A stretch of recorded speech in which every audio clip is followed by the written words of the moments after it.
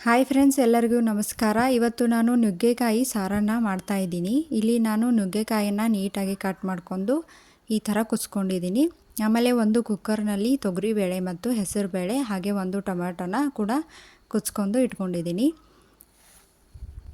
ಈಗ ನಾನು ಒಗ್ಗರಣೆನ ಹಾಕ್ತಾಯಿದ್ದೀನಿ. ಬಿಸಿಯಾದ ಎಣ್ಣೆಗೆ ಜೀರಿಗೆ, ಸಾಸಿವೆ ಮತ್ತು ಜಜ್ಜಿ ಇಟ್ಕೊಂಡಿರುವಂಥ ಬೆಳ್ಳುಳ್ಳಿ ಹಾಗೆ ಸ್ವಲ್ಪ ಇಂಗನ್ನು ಹಾಕ್ಕೊಂಡಿದ್ದೀನಿ. ಒಂದು ಸ್ವಲ್ಪ ಕರಿಬೇವು ಹಾಕ್ಕೊಳ್ಳಿ.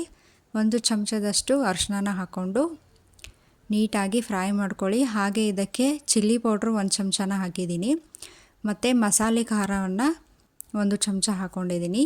ನೀವು ನಿಮಗೆ ಎಷ್ಟು ಖಾರ ಬೇಕಲ್ವ ಅಷ್ಟು ಹಾಕ್ಕೊಳ್ಳಿ. ಇದಕ್ಕೆ ನಾನು ಕುದಿಸಿರುವಂಥ ಬೇಳೆನ ಹಾಕಿದ್ದೀನಿ, ಹಾಗೆ ನುಗ್ಗೆಕಾಯನ್ನು ಕೂಡ ಹಾಕಿದ್ದೀನಿ.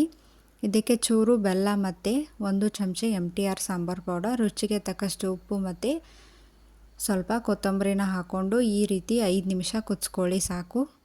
ನಿಮಗೆ ಈ ವಿಡಿಯೋ ಇಷ್ಟ ಆಗಿದ್ದರೆ ಲೈಕ್ ಮಾಡಿ, ಶೇರ್ ಮಾಡಿ, ಸಬ್ಸ್ಕ್ರೈಬ್ ಮಾಡೋದನ್ನು ಮರಿಬೇಡಿ. Thank you for watching.